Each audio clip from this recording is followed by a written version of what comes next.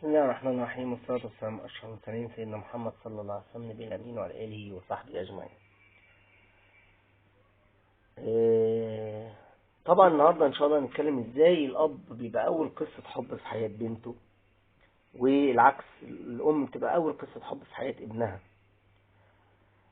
زي ما بيقولوا في المثل إن البنت حبيبة أبوها والولد حبيب أمه. دي حقيقة في معظم الحالات يعني.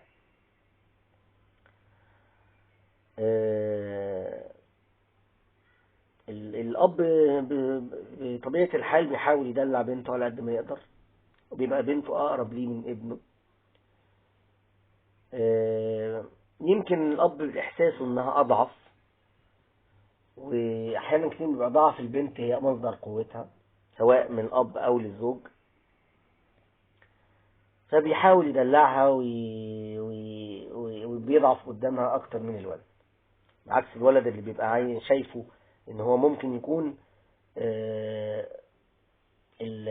بديله، خاصة لو كان الكبير، يعني ان هو اللي هيشيل مكانه، فعايز يخليه خشن وقادر يستحمل ومتحمل مسؤولية، عكس البنت ما بتبقاش متحملة غير مسؤولية بيتها وجوزها وعيالها بعد في المستقبل يعني.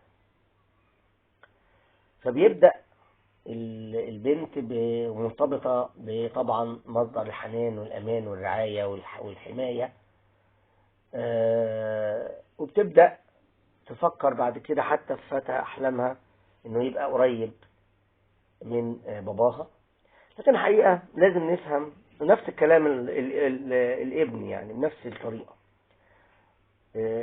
الأم بتبقى مرتبطة جدا بابنها، لأنه هو هيبقى ممكن في حالة غياب الأب هو اللي هيتولى رعايتها وتبقى في مسؤوليته.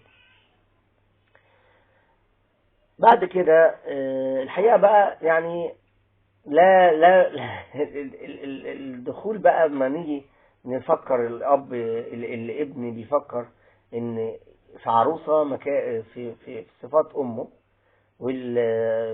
والابنة تفكر في عريس في صفات باباها. في الاخر الاثنين بيصطدموا ان حتى لو كان المواصفات دي موجودة الوضع مختلف. يعني تعامل البني آدم مع أصوله وفروعه غير خالص تعامل مع زوجته، إنه بيبقى فيه تعامل ساعتها فيه ندية شوية مختلفة، المواقع مختلفة، وإن كان بيبقى متربي مع الجميع، والمش كويس مع الجميع. ولكن الأب والأم ممكن ينزلوا من نفسهم جامد جدا عشان خاطر ولادهم يكبروا، وعايزينهم سعداء بأي طريقة من الطرق، عكس الزوج اللي ممكن نجاح مراته عنه يعمل له غيرة، والعكس صحيح. و زي ما قلنا العلاقة بيبقى فيها ندية، وممكن يتكبر ان هو ينزل من نفسه عشان خاطرها، او هي تنزل من نفسها عشان خاطره، وهكذا. نسأل الله تعالى أن يعلمنا ما ينفعنا وينفعنا بما علمنا. والسلام عليكم ورحمة الله وبركاته.